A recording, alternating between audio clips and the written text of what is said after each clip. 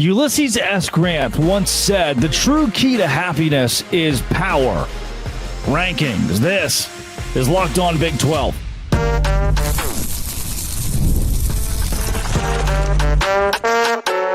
You are Locked On Big 12, your daily podcast on the Big 12 Conference. Part of the Locked On Podcast Network, your team every day.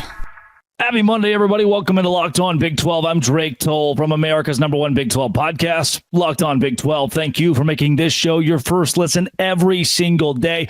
On today's program, the power rankings in the Big 12 have completely flipped on their head following the end of the regular season. In the middle segment, BYU, Colorado, Iowa State, Arizona State. Why aren't we getting an at-large bid when 9 and 3 SEC teams are in the conversation? And we'll end the show by talking about Neil Brown, fired from West Virginia. Was it too soon? If you hit subscribe, I get to keep my job. Without further ado, let's explain the power rankings as you give them a gander. Number 1, Arizona State. Number 2, Iowa State. And from there, it's complete chaos. Why would Baylor be at 3 when they're 8 and 4? BYU is at 4. They're 10 and 2.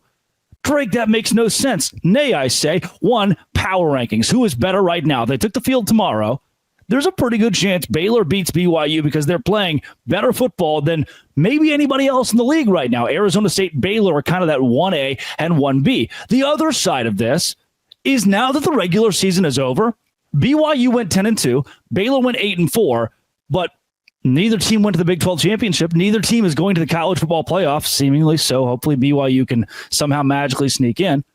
So at this point, what I do is I group the other 14 teams that aren't in the Big 12 championship and say, okay, who has the most momentum? Who is playing the best football? 6 straight wins for Baylor.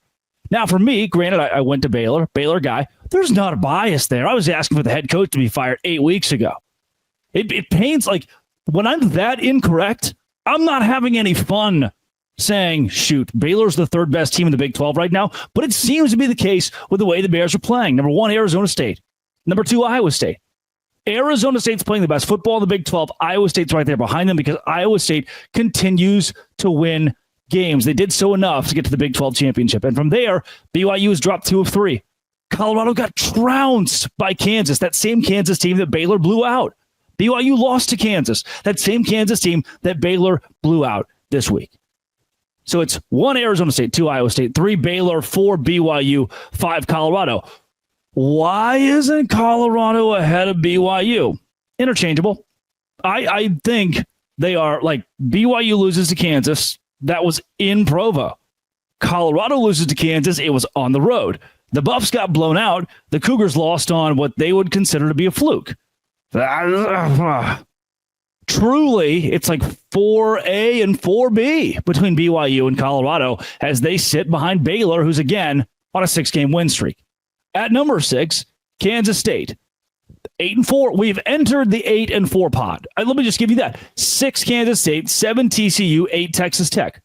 Those 3 teams, all at 8 and 4, that had a quintessential Big 12 season. The greatest of highs. We beat that one team that we didn't know if we were going to. Huzzah! And the lowest of lows. We lost to Houston. In the case of TCU. And with that, at 8 and 4, I think still the hottest 8 and 4 team, the best 8 and 4 team right now, is Kansas State. I think if Kansas State and TCU played tomorrow, the Wildcats would win. Drag. TCU's like won 5 of 6. The Horned Frogs are playing really good football down the stretch. Yes, they rallied to do so. And Texas Tech at 8, drag. They got a blowout win. Kansas State's coming off of a loss. I know. I hear you. Me, host of Locked On Big 12. I think if those schools played tomorrow, Kansas State, TCU, Kansas State, Texas Tech, the Wildcats, who I just watched live on Saturday, would get the win. Could I be wrong? Yeah. I picked TCU to beat Houston by as many points as humanly possible, and TCU lost the game outright. I have been wrong before. I picked Arizona State at 3-9. They are playing for the Big 12 championship. But I still think Kansas State, because of the balance of their offense and defense, is better. I don't know if I definitely don't trust Texas Tech defensively. They just fired their defensive coordinator for a reason. I don't know if I trust TCU defensively. Did they look better toward the end of the year? Yes. Can I fully trust? No. Kansas State dropped a couple of, like, this is just the pinnacle, the pinnacle of what 8-4 can be is we did some things good and some things bad. And you're all right there. Hey, if you want to interchange those guys, great. From there, it's very clear what the back half should be. There is zero, if you want it in Spanish, cero argument for who the back half of the Big 12 should be. 9 West Virginia. Why 9? They're the only other bowl team. They fired their coach, and they're still in the top 10 of the Big 12. Why? They're the only other bowl team. At 10, Kansas. Drake, you had Kansas at like 3 or 4 last week. I did, because they were playing the best football in the Big 12. But now, regular season's over. I can take the entire body of work into account. Kansas at 5-7, missing a bowl game, plop them at 10. They shouldn't be ranked in the power rankings above anybody going to a bowl. They don't have as much momentum in locker room because they can't practice the next 4 weeks like everybody else. They can't be in the top 9, the top half of the Big 12. Did they play better? Yeah, they played a lot better. Are they still playing? No. They have no momentum because they're all going home. They're going to get to celebrate Christmas with their family. That doesn't have the same momentum of a TCU who's going to get to practice, a Texas Tech who's going to get to practice. 11, Utah. Utah moved way up. Could it be Whittingham's last game? Maybe. Did they have a lot of momentum in that game? I think so. I just generally liked the vibes in Orlando for the Utes. 12, Cincinnati. What a complete... You beat Arizona State. What a complete fall apart from Scott Satterfield. What else? Brendan Sorsby's coming back. That's good. Satterfield should be back. But, 2 straight seasons missing a bowl game. Not great. At 13, Houston. They are Houston. At 14, UCF. At 15, my college 7-on-7 intramural football team has taken the place of Arizona, who is keeping Brent Brennan, Jason Scheer reports. At 15, my ATO senior year, I was the quarterback, and I think I threw more passes to the opposing team than I did our own team. And we have somehow made it into the Locked On Big 12 Power Rankings, my 7-on-7 intramural team. Why? Because there needs to be complete separation between Oklahoma State and everybody else. And the largest possible degree of separation that I could give you is my senior year winless 7-on-7 intramural ATO flag football team who would somehow, some way beat Oklahoma State, who's retained all of its coordinators to this point as of recording. Wow. We've had multiple schools in the Power 5 level fire head coaches before winless Big 12 school Oklahoma State gets rid of anybody on staff. I don't even know. The power rankings this week: 1, Arizona State; 2, Iowa State. Welcome to the Big 12 title. 3, Baylor; 4, BYU; 5, Colorado; 6, Kansas State; 7, TCU; 8, Texas Tech; 9, West Virginia; 10, Kansas, as they kick off the teams not going bowling; 11, Utah; 12, Cincinnati; 13, Houston; 14, UCF; 15, my intramural college football flag team, and cool that I said college football there, and 16, Oklahoma State. Coming up, BYU, Colorado at large. On Locked On Big 12, part of the Locked On Podcast Network, your team every day. Hey, you, yeah. Hey, do you like money? My rent cleared this month, which is always a very good thing for me. And when you hit subscribe, I get to keep my job, which is also good. And when I get to keep my job, I get to keep telling you about FanDuel. When I tell you about FanDuel, I'm endorsing something that I use myself and helped clear my rent with this product. It's America's #1 sportsbook. Hey, FanDuel, I think that Utah will upset UCF on the road. I put money on it. It hits. I get money. $5, you get $150 in bonus bets if you win. Put $5 on anything. And you have live bets on the NFL and college football all in one place. Check out the stats. Check out the play-by-play. All on the same page where you place those bets. FanDuel.com to join today. Get started with $150 in bonus bets if you win your first $5 bet. That is FanDuel.com. Never waste a hunch. Make every moment more with FanDuel, an official sportsbook partner of the NFL. Visit FanDuel and do it today. One reason Give me one reason why Miami should be in the college football playoff over BYU. Please. One reason. Give me one reason why Alabama, South Carolina, Ole Miss should be ranked above BYU, and why the degree of separation should be so dramatic between those schools and Colorado. Why Ole Miss, I'm reading the AP poll right now, which I hope to God does not mimic the college football playoff poll this week. Tell me why Arizona State at 10-2 is behind Alabama, and why Kansas State is behind Ole Miss. But I want to table those and go to 10-2 BYU. Here's the first point that I'll make. Kansas State, Iowa State. I will yell into this microphone next Monday for whoever loses that game. They've won 10 games, and the committee told us the loser of a conference championship game will not be harmed, will not be hampered by the loss in the conference championship game. Otherwise, why would you play it, really, you know? So I understand that the rhetoric the committee has given about conference championship losers not being hurt is a lie. They're going to look at the loser of the Big 12 championship and say, oh, that's another loss. Thanks for playing. I'd almost rather, I'm getting fired up. I would rather be BYU at 10-2 than BYU in Arlington, who loses and goes 10-3. Weird thing to hear. And BYU fans like, no, we want a chance to at least play for it. But from a college football playoff standpoint, I would rather be out of the conference title than in it and lose. What I don't understand, what you're going to have to help me understand, BYU went on the road and beat the number one team in the ACC, a deservedly consensus top 10 SMU team. That's a nice thing that I said about SMU there, isn't it? Clip it. That doesn't happen very often. BYU beat that school. Colorado has multiple Heisman contenders on roster. It's tougher to make a case for Colorado at 9-3, but I don't understand why they're behind UNLV. I don't understand why they're behind Clemson at this point. And for BYU, their losses are to 5-7 Kansas. I'm not going to sugarcoat this. I've told you in weeks past, I watch ball. I have understood now. The committee, the AP poll voters don't really watch ball. They see 5-7 Kansas and go, oh, Kansas is terrible at football. Weren't they like 1-11 last year? And 5-7 Kansas is missing a bowl game. They sucked. These are like, that is the national narrative for a Kansas. That's how the college football playoff committee looks at that loss to beat for BYU, which is absurd.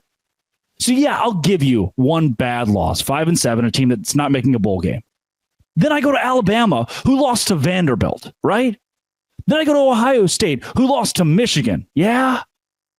I go to Tennessee, who lost to 6-6 porous Arkansas. I go to South Carolina, who struggled through the large part of the early season in their schedule. I go to Miami again. I pose you Miami. Miami has lost. So they're 10-2. It features a loss to 7-5 Georgia Tech and Syracuse. 9-3 Syracuse, but no less a 21-point lead that was forfeited against Syracuse. BYU's loss was to Kansas. There's your bad loss. Their other loss to a top 12 college football playoff contending Big 12 championship team, Arizona State. And what I will scream to you into this microphone on Monday, next Monday, is if Arizona State loses on Saturday, work with me here. This is what you bring to your water cooler when the idiot across the room says the SEC is way better and a 9-3 SEC team should be in over BYU. This is what you say. If the committee keeps its word, if the committee does what it says it's going to do, Arizona State is locked into the college football playoff when, bing, Tuesday night, we flip the card and Arizona State is the number 11 team in the country ahead of Alabama, which should be the case. It should be 9 Indiana, probably 10 Boise State. I'll give it to you this week. And 11 Arizona State. And you, the committee, have looked me and America in the eyes and have lied to us and said if you lose a conference title game, it will not hurt you. Then here's my question. If Arizona State is at 11 on Tuesday, where they should be a top 11 school, And remember, there's that whole 5 conference championships thing. So you want to be at 11, not 12. 5 conference champions, I should say. So if they're at 11 and they lose the conference title game, you already told me you can't move them. They're a lock. They're in. They're not hurt. That's why I know the rule is going to change. Because if they do lose, see ya. They'll find any excuse to keep Arizona State out. Then at that point, they're at 10-3. I pose the question again. Okay, fine. They lost an extra game. Why isn't BYU here? Why is BYU 6 spots below Alabama? Bama lost to 6-6 Vanderbilt. BYU lost to 5-7 Kansas. Those are pretty comparable losses. Then BYU lost to Arizona State. Alabama lost to Oklahoma. And then guess what Bama also did? Lost a whole nother football game. They have 3 of them. And you know what I keep hearing from every damn talking head in America? Well, if they played it on paper, if they played tomorrow, Alabama's a 10-point favorite. Well, if they played a neutral side, Alabama and BYU, Alabama wins by 17. Do you watch college football? I need you to know how many of these college football national analysts, ESPN pundits, they keep telling me that a 9-3 Alabama would throttle a BYU. Did you watch what happened in Norman, Oklahoma? Did you? Did you watch what happened against Auburn, who kept getting the ball in the red zone, near the red zone? And granted, Alabama wins that game, but Auburn had every opportunity to do so. If you actually watch football, you would understand these world-beating SEC teams that have Alabama across their chest and an SEC patch aren't as good as you think they are. We're paying people obscene amounts of money to take a microphone. My microphone is $69 nice dollars. I'm recording this show on my laptop in a software called StreamYard. And I hit record and I say funny little words into this microphone and I post it and you people watch it. Here's what I know. My jerry-rigged setup, I still have the wherewithal. I still have my soul. I haven't sold it to the SEC yet. I still have a conscience to tell you that games are not won hypothetically. And that as long as that is how we judge college football, we have ruined the sport. So that fancy podcast host, that fancy ESPN guy, that fancy radio host who's in his $1 million studio, who's hooked up to a nationally syndicated show, who's got 500,000 subscribers, 1 million followers on Twitter, and wants to keep telling you that, well, Alabama, we all know Alabama would beat BYU, so they should be above them. Come on, guys. We all know that South Carolina would beat Arizona State. We all know that Miami would beat Iowa State. We all know that Ole Miss would beat BYU. That person doesn't have the gumption, doesn't have the knowledge, doesn't have the courage. They want to pander to an audience. They don't have the cojones that warrant that $1 million studio, those 1 million followers. I can sit here, I'm home for Thanksgiving in my childhood bedroom and can tell you a more honest outlook about college football. All it takes is not selling your soul for the money that you get when you say, the SEC deserves 5 teams in. Pitiful. Truly. That's the nature of national media in college football today. Do me a favor. Share that segment with every BYU fan, Arizona State fan, Colorado, Kansas State, with every Big 12 fan, every group of 5, every Power 4, I don't care. This is the sentiment that I think we should all rally behind. There are a whole lot of guys out there with $70 microphones that are spitting out a lot more facts. Coming up, Neil Brown got fired. This is Locked On Big 12, part of the Locked On Podcast Network, your team every day. Today's show is brought to you by Game Time. I got a letter in the mail the other day that I have a wedding on July 19th, and I'm not going. Why am I not going? It was kind of I was shocked by the invite. Grateful, sure. But also, I already went to Game Time and bought the cheapest tickets that I've ever found for the Under the Big Sky Festival in Whitefish, Montana. Lowest price guaranteed. It was such an easy buying process. All in pricing. I got the VIP package because Game Time made it so cheap. I even toggled a little feature where it showed me the lowest price and without fees. It included them. It put them in the price. So there's no surprise at the end. Take the guesswork out of buying tickets with Game Time. Download the Game Time app. Create an account, use code LOCKEDONCollege for $20 off your first purchase. Terms apply. Again, create an account, redeem code LOCKEDONCollege for $20 off. Download Game Time today. What time is it? It's game time. Neil Brown is gone at West Virginia. This is not shocking whatsoever, but for somebody like me who is driving from the game between Iowa State and Kansas State back home, sitting at a quick trip right beside the China Plus buffet that has seafood, sushi, and more, unexpected timing. I thought this was coming a couple of weeks ago. And then after the game, I thought we'd hear murmurs last night that Neil Brown is gone. And to be honest with you, from burner accounts to actual reporters, I haven't known what to believe from West Virginia Twitter. Because one tweet is, that's it, Rich Rod is in. The next tweet, Nick Saban is in. The next tweet, Jimbo Fisher is in. The next tweet, Neil Brown is staying and Ren Baker wants him at West Virginia. That was the prevalent idea over the course of the last couple of weeks, was the administration wasn't going to fold here. They were going to leave Neil Brown in place. So if the question is, was this the right move? Did Neil Brown need to go?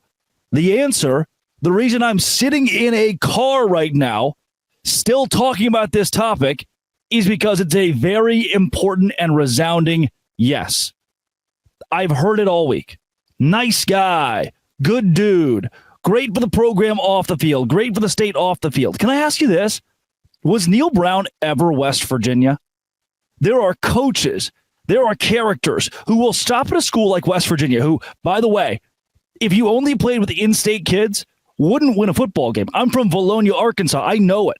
I know what it's like for football to dominate an entire state where you've got to go out of state and recruit kids. And when you bring those kids in, your football program should still represent what West Virginia is, what Arkansas is, what even a South Carolina is. Was Neil Brown ever West Virginia? Was it ever? Yep, that's a guy who's got this coal miner blood. You see the corny music videos he made at Troy, and it's kind of got this cool dad vibe, and they pour the mayo on his head, but I never got the representative of an entire state, a representative of what West Virginia is and needs to be. And that's the kind of head coach you want in Morgantown. Neil Brown wasn't that. So nice guy, sure, we can beat that horse dead. But saw a quote the other day, God doesn't exist between the hash marks. There is, nice guy, charitable, cool, a man who had altruistic beliefs and would give you the shirt off his back is great. But if you don't perform from white line to white line, end zone to end zone, if you don't win football games, you can't be a coach at the Power 5 level. You can't coach at West Virginia. How do you go this long? It was like a grift when West Virginia won the bowl game last year and they had to keep Neil Brown at 9-4. It's like, uh-oh, has he turned it around? No, the answer is no. How do you justify spending this much time, 6 years at West Virginia, going 37-35 at a school where a whole lot of football coaches have had a whole lot of success, and then 6 of those wins were FCS? You were 31-35 against FBS opponents. Well, surely you won some top 25 games. Nope. You didn't beat a single team who finished ranked in the top 25 at the end of the season. Surely through 6 years, you beat a team that finished the season with 8 or more wins. Yeah, you did. One time, Army, who won 8 games. You didn't beat a single school that finished the year with 9 or more wins. That is tough to do over the course of 6 years. You were not ranked one time. So I go through tweet after tweet, podcast after podcast of nice guy, great dude, just wasn't the right fit. Sure, I wish him the best too. But there were pitiful, truly pitiful moments this season at West Virginia. And look, my grandmother is salt of the earth. Love her to death. Spectacular human being and a great cook. I wouldn't let her come close to coaching West Virginia football. And 10 wins, 3 years in a row at Troy. This wasn't a terrible hire when it was made in 2019. A hiring class in the Big 12 that has one guy left. It's Chris Kleiman. This wasn't the worst hire in the world. Cool. The guy's won at the mid-major level. Finally is ready for his shot. Turns out he wasn't ready. And now Ren Baker gets his first chance to make a coaching hire. Bud. That 3-17, by the way, against top 25. And that was top 25 people who were in the top 25 teams that were in the top 25 at the time of winning. Bad. 0-10 in his last 10 against those. Now, if you're Ren Baker making your first hire, you start picking up the phone, and Rich Rod is in the office. Jimbo Fisher is in the office. Nick Saban gets a phone call. Would Nick Saban ever go to West Virginia? The answer is probably no. We'll speculate about that over the course of the next couple of weeks, I guarantee it. The answer is probably no. Would Jimbo Fisher? The answer is probably yes. Would Rich Rod? The answer is probably yes. And I don't care if none of those three guys are hired at West Virginia. Ren Baker, this is your opportunity as an athletic director who, by the way, we come in close here, West Virginia fans. I understand you've lost a little rapport with Ren Baker through this whole process. You're sitting there waiting, like, dude, make a call, make a decision, do something. The leadership has felt lackluster, and all of the rhetoric has been Ren Baker supports him, Ren Baker supports him. Well, if you support what's been happening at West Virginia, you are very unserious about athletics. And that has been the case. For an athletic department who is just now making a move, if I'm a fan, I'm still just a little hesitant about what's going on here. Also, I'm in my car. And so there's like a creepy guy who just walked past the window. But it's this important that we talk about what Ren Baker has to do, and it's get those three guys in his office. And if you don't hire any of the three, that's fine. But you've got to get them on the phone. You've got to give them a shot. You've got to give them an interview. Because the state of West Virginia athletics, and you saw this in the bright moments from Bob Huggins, deserves a coach who represents what it means to be a Mountaineer. Deserves a coach who represents Morgantown and the state as a whole. Nick Saban, born and raised, baby. Jimbo Fisher, a West Virginia guy. Rich Rod was the face of West Virginia for a very long time and won football games. And you know what? If you hire one of those guys and it doesn't work out, no one in the state is going to be upset at Ren Baker. I sure wouldn't be. You did it. You took a chance. Kansas State went back to Bill Snyder. He comes in and Snyder wins again. You gave the old guy who's the legend a chance. The local guy who could turn it around again, maybe. And you know what? If he doesn't, they're still West Virginia legends. Scott Frost getting to go back to Nebraska, right, where he played. I know it doesn't always work out, but at the end of it, he's still a native son. Josh Heupel getting fired at Oklahoma, still a native son. If it doesn't work out, you made a decision that makes everybody in the state happy to be a Mountaineer again. This athletic department needs a move that is based around what West Virginia is. And at the root of what West Virginia is, it's not just hardworking, it's the payoff of winning that comes from that hard work. That's what West Virginia is winning. It's synonymous. I remember when LSU played at West Virginia, it was huge. And West Virginia was still a kind of a mid-major, or whatever you want to call it. And now that luster has gone away. And you can't, for a storied program like this, you can't have that. Ren Baker, I'm going to trust you. We'll see how it does. Neil Brown, thanks so much. This has been and always will be Locked On. Thanks for making it your first listen every single day. Dose Grande.